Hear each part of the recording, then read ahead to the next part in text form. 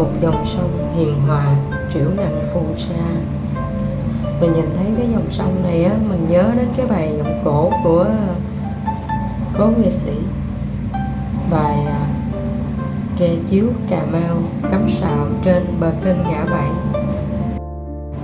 Đây là một cái con sông mà ngay Miếu Bà, còn gọi là Chùa Bà Châu Đốc 2 á.